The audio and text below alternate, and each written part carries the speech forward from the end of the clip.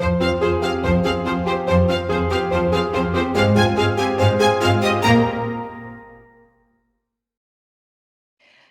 hi, I'm Sabina Dizdarevic, nuclear medicine physician and honorary professor of nuclear medicine at the University Hospital Sussex, NHS Foundation Trust, Brighton Medical School.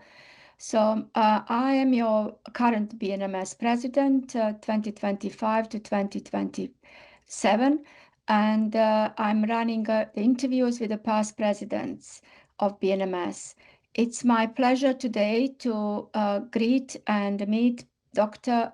Brian Neely, who was a past president of BNMS 2012 to 2014. Hello, Brian. Lovely to see you. Hi, Sabina. Thank you for inviting me.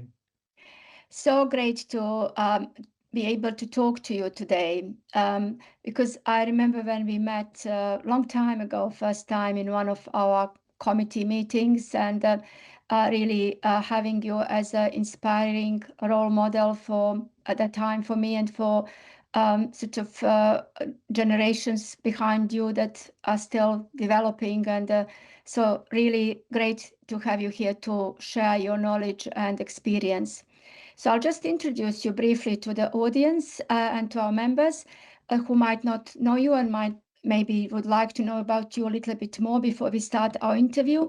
So Dr. Neely graduated in medicine from the University of Dundee and completed his early postgraduate training at the Glasgow Royal Infirmary, where he went on to complete general medical training and a membership of Royal College of Physicians. Brian was appointed consultant in medicine and nuclear medicine in 1995. During his time as a medical registrar, he undertook doctoral research, earning an MD for his work on neuroendocrine activity in cor pulmonale, which was really very interesting topic at the time and even now. So Brian later on spent time in the United States as a research fellow at the University of Pennsylvania in Philadelphia, focusing on the control of breathing during sleep, even more intriguing topic. On returning to the UK, he was appointed consultant physician at the Glasgow Royal Infirmary with specialist interest in nuclear medicine and respiratory medicine. Brian has held numerous national leadership and educational roles in nuclear medicine, including chair of the UK Specialty Training Committee, chair of the Specialty Advisory Committee, and chair of the Intercollegiate Standing Committee in Nuclear Medicine. He also served as an external examiner for King's College London MSc and played a key role in shaping the current UK nuclear medicine training curriculum. As the president of the British Nuclear Medicine Society from 2012 to 2014, he led the influential 2014 report on the future supply of medical radioisotopes in the UK. Brian published extensively, contributed to international guidelines, and he was also awarded Fellowship of Royal College of Radiologists as well as the BNMS Roll of Honor in 2020. So Brian retired from clinical practice in 2023 after 44 years of service, and he was also awarded the British Nuclear Medicine Society Honorary Fellowship.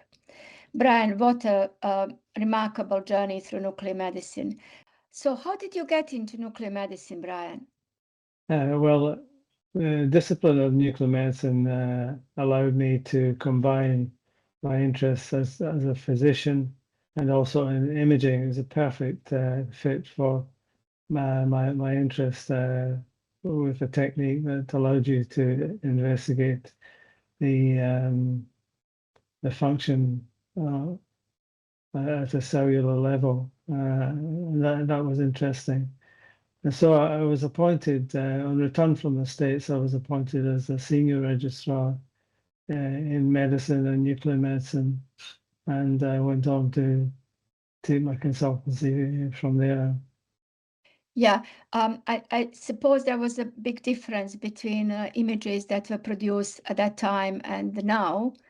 And yeah, we used to be called unclear medicine, is it? So that was one of the terms that nuclear medicine was labeled with. Indeed. The rotating images that you see now on our screens are far better and much more accurate than the previous images, which were difficult to understand and sometimes difficult to report. Yes, it takes a long time now to report all the multimodality imaging. That is sort of clearly great for patients, but when we compare what we had in the past, it's major achievement of technology, but also radiopharmaceuticals developments. So you went through all these like developments, and then you taken a role of the BNMS president. So what inspired you at that time to take that role? Well, for me, it was the logical next step. I had been chairman of a number of the training committees, and there were issues of restructuring of nuclear medicine training that needed to be addressed as a result of the developments in the field.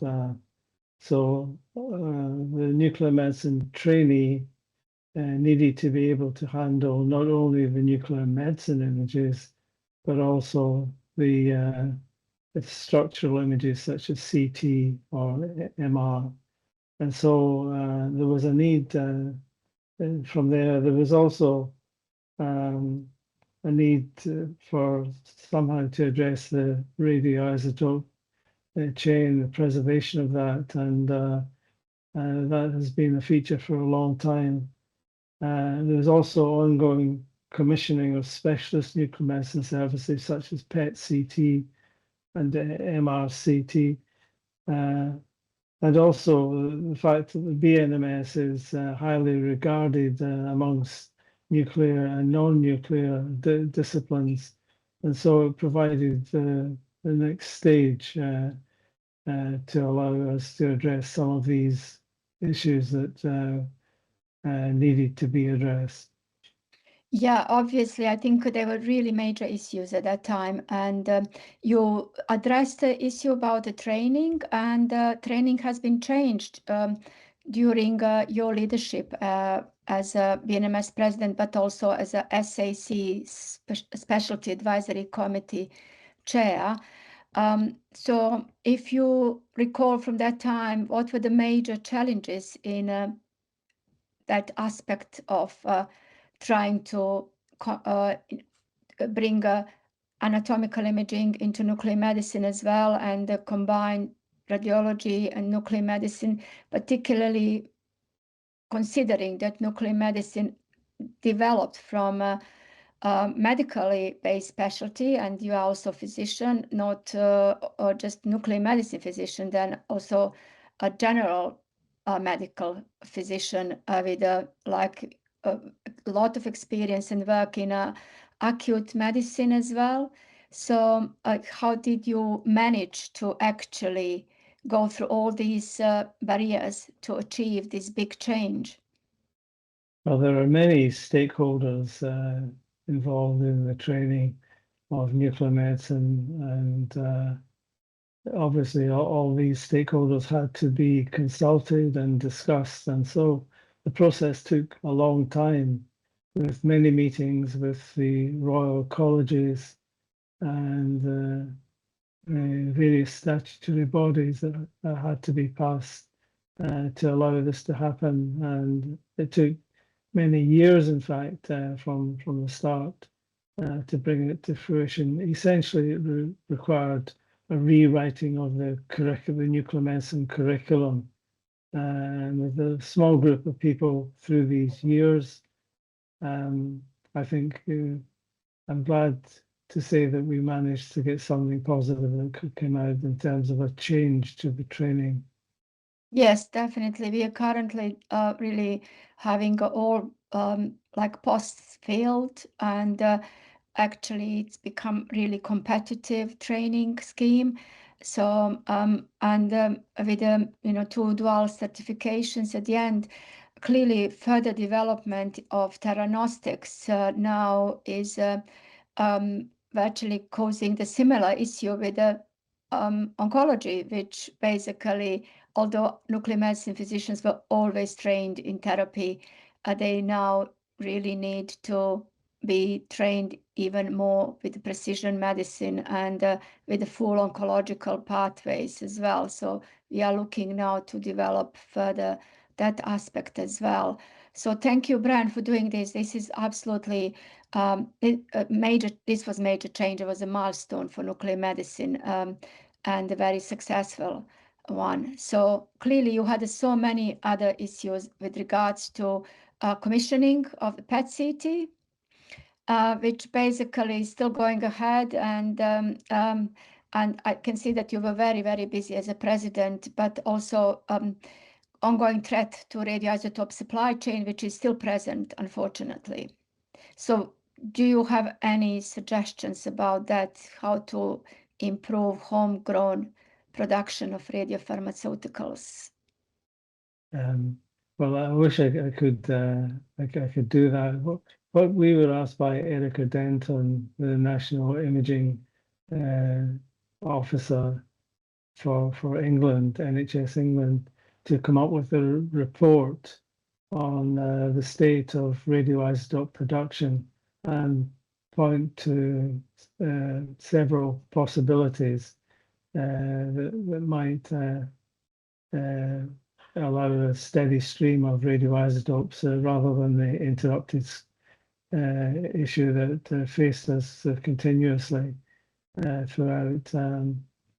Now, at that time, we sent a group to Canada to see, because they looked at non-nuclear reactor production of molybdenum, technetium. I'm not sure now where that has got to, but that was one possibility, is that it wouldn't be so dependent on the nuclear reactors producing, which is part of the problem of the radioisotope supply chain. So definitely we put in a report of the status of isotope production and also potential alternatives to that. Okay, I think that's really good suggestion for the new report as well. And I know we're working very closely with a lot of stakeholders now to look how to improve radiopharmaceutical production in the UK. So I think that is ongoing issue and a real challenge. So that, for example, we had a similar problems with the technetium production that BNMS, led by Gilly Crossdale at that time, really dealt very well about working together to at least distribute radiopharmaceuticals that we have. And it is really useful to have something, was very useful to have something previously published to look into that and then actually to try to build up and so so if you would think like about maybe most memorable moments of your career or of either with the BNMS or clinically, is there any story that you would like to share with us? Well, I think the issue of just keep going, because at times it looked as if we wouldn't be able to get a new curriculum with an agreement with all of the stakeholders. But we persisted through many years and many occasions when we thought we should maybe just give up because it was too difficult. So I think, like all of medicine and nuclear medicine, is just the same. You need to keep going and have a belief that you can get there, at least answer the question in some way. Okay, so never ever give up, is it? To be Yeah, persistent. Yeah, it's almost like a constant challenge and fight, but we do yeah. actually have a definite improvements in any sense, and the nuclear medicine currently is being in probably the best ever position to impact on patients management, but also to lobby with our own colleagues to support us further. So I think as you said, we just need to continue. So another thing is that I would like to ask you is, as we celebrate our 60th anniversary of the BNMS, what is your vision for the future of nuclear medicine over the next decade? Well, I think nuclear medicine has great potential, always did have.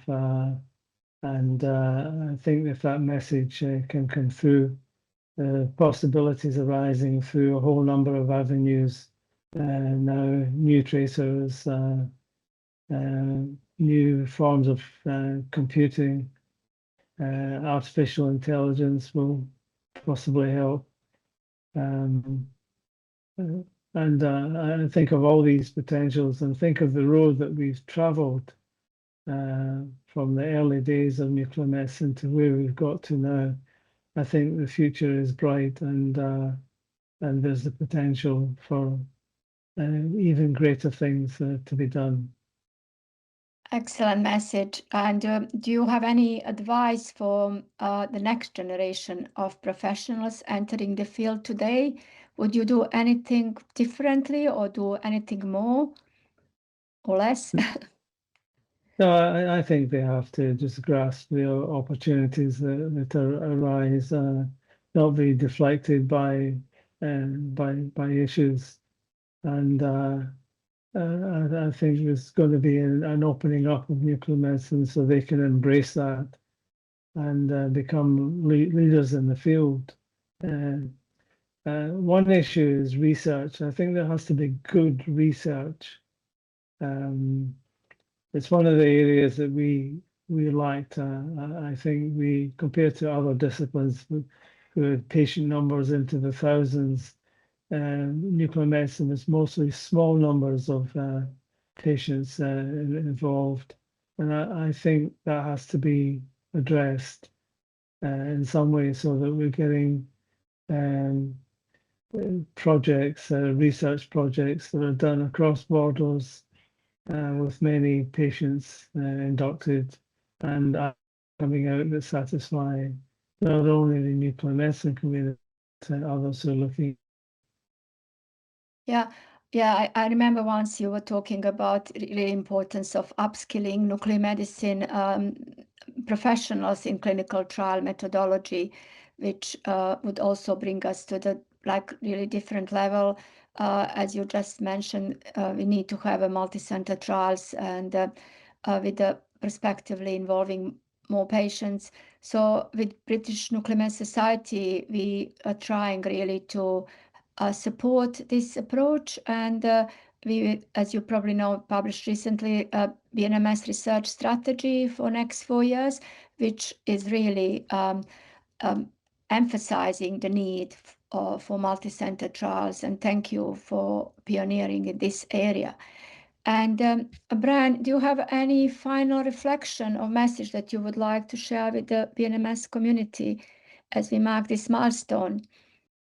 It is important that the BNMS celebrates this important milestone, which recognises the progress made in the past 60 years. Building on the achievements of the past, and to coin a phrase, standing on the shoulder of giants, the nuclear medicine of today has transformed our ability to detect, categorize, and monitor disease, particularly cancer and disorders of the heart and brain. Furthermore, nuclear medicine provides a route to specialized medicine through radioisotope therapy. Nuclear medicine is seen by many to be an exciting and evolving specialty with many frontiers yet to be explored. Of course, there will be challenges ahead, but the BNMS has always faced these with resilience, none more so than its response to the radioisotope supply problem. Going forward, it is important that the nuclear medicine community maximizes its participation in good quality research, particularly those projects involving RCTs aimed at providing a robust evidence base for clinical practice involving nuclear medicine imaging and therapy. If these can be achieved, nuclear medicine has a bright future and can look forward with confidence. Excellent. So look forward with confidence to the future is your message. And thank you, Brian.